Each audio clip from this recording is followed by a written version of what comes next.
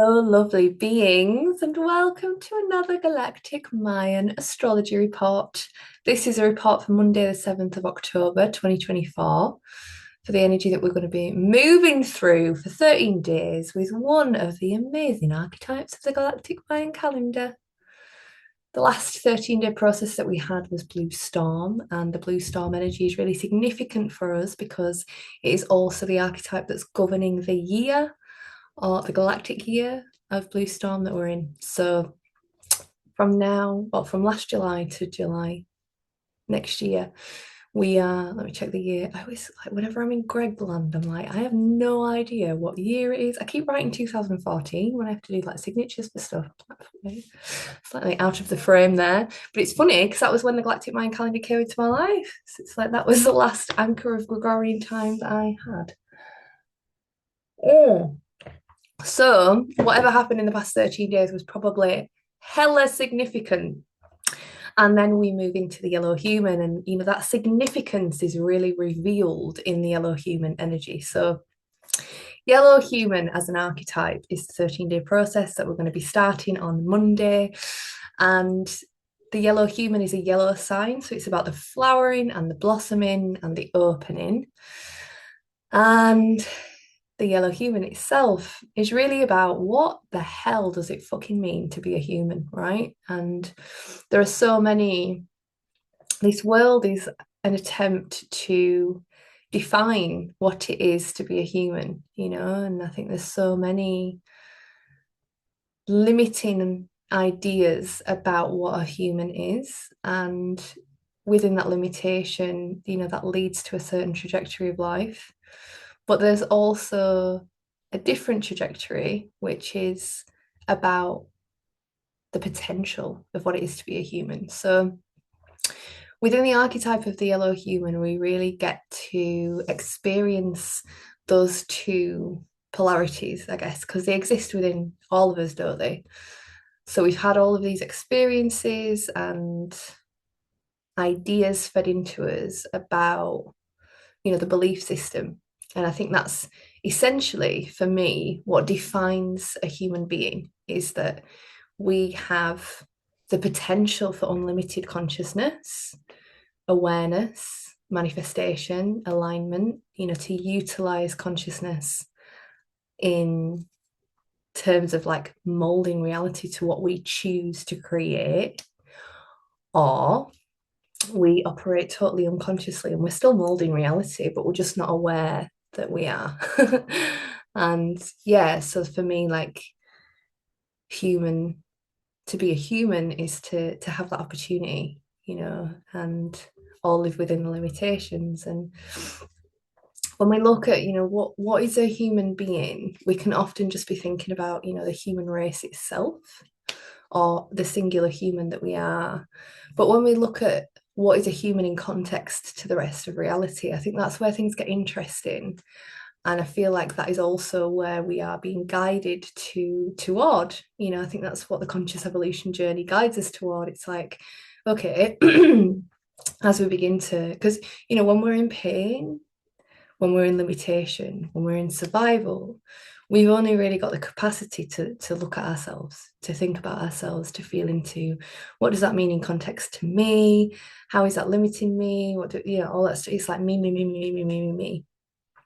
But as we start to liberate our consciousness and create space in our subconscious realms, because we are actively dismantling, it's like we know, I think once you get to the space where you know that any limitation is simply a lie that you've been believing, then you've got the fucking keys. You've got the keys then, haven't you? Because everything is in your power. Whereas when you believe the lies that are bouncing around, your reality is constantly reflecting that. And then you're stuck in this like me, I. But when you start to create that space, and it's like, okay, well, what are we? What are we as a human race? What defines us as a human race? What could define us as a human race? What could we be to the planet? And I think this is, yeah, this is then where we come into context. It's like, okay, the context is the rest of this planet, the rest of life that is here. What is the human relationship to the rest of life that is here. And because of where we've been at in a very low vibration and very limited consciousness, then in terms of conscious awareness, what we have become as a result, check that sun out now. What we've become as a result of that is negative. And that's what happens in our relationships too. But also that's what we've become, as a collective human race to the rest of the planet. The way that humanity as a collective treats the rest of existence here is totally fucked, isn't it? But what if we were here to support, you know? What if we were here to be, and this is the thing that, for me has always felt so true.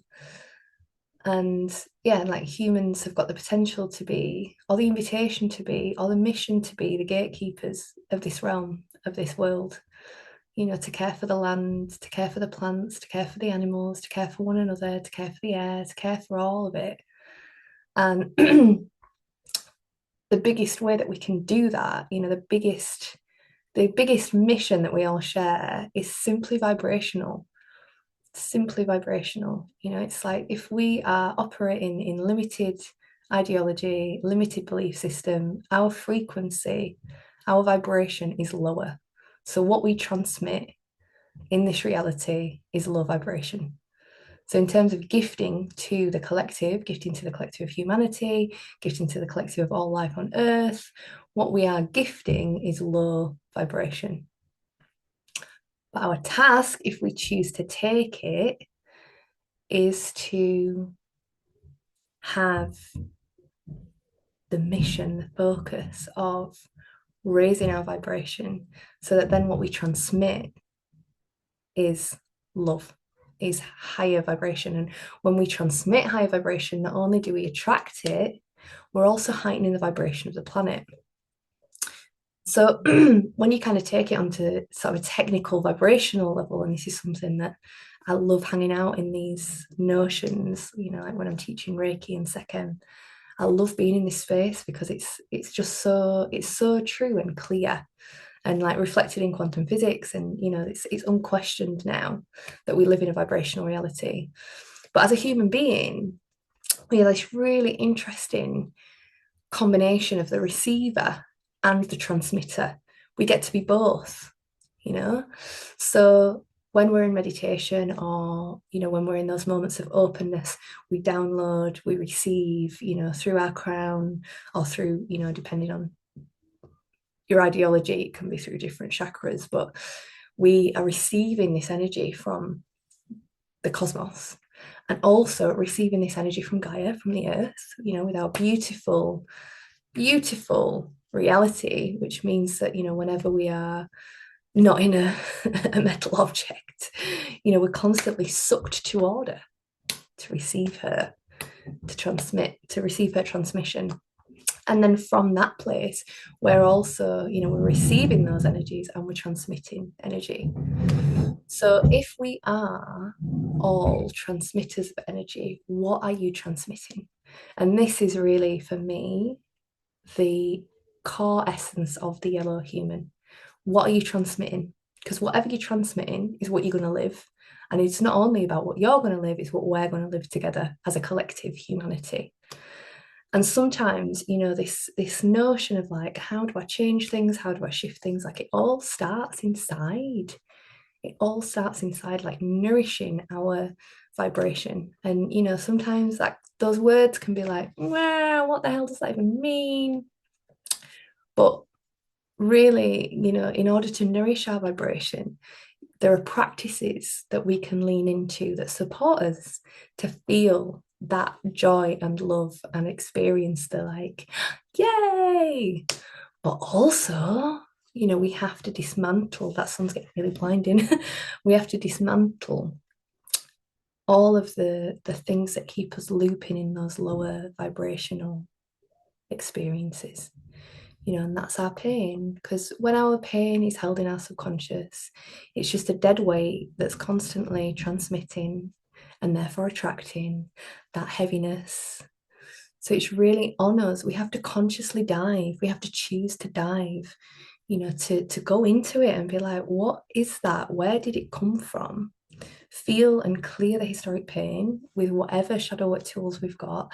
And then we've got more opportunity, because if we're doing all this stuff here and like trying to heighten our vibration and being grateful and doing it's like, okay, but when you've got this massive, massive heavy energy that you've not gone into, this grief, this pain, whatever it is, this shame, no matter what we do here, this is still the primary, like, bloop, bloop, bloop, bloop, bloop, bloop.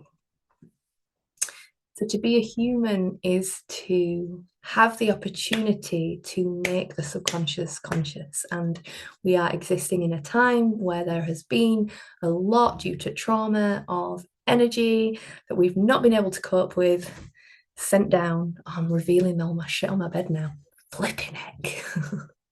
It is actually a made bed. It's just that I'm going out, so there's just loads of shit on there. Shimmy. It started as a nice little, oh, thank you, son, for blessing me, and then it's become like shit, but I can't fucking see anything. So yeah, what is humanity on that level? We can kind of go into sociology, and I've always really seen these like the dimensions of perspective so clearly.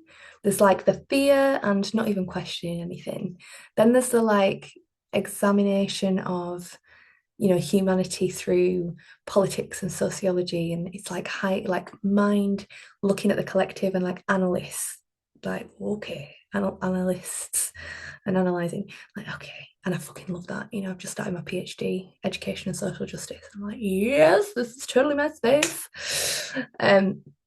And then we've also, then we kind of go up a notch, and it's like, okay, everything happens for a reason, perspective. So that is happening there because it's been attracted to that to teach that. It's like dung dung dung dung dung till you get to like non-duality. And I guess that would maybe be closer to non-duality, the everything happens for a reason thing. But that's also, a part of, as humans, we are storytellers.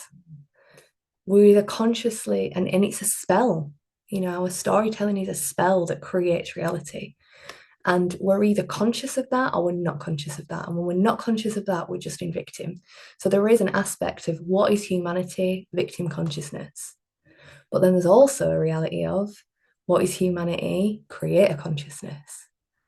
And it's a fucking choice where we go. And it's not an easy choice.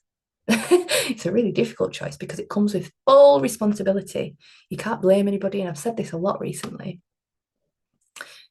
So the yellow human opportunity is to be able to deal with those issues that feel like a limitation in this realm. Money, money, money, money is a really big part of this. We've created collectively this system of money.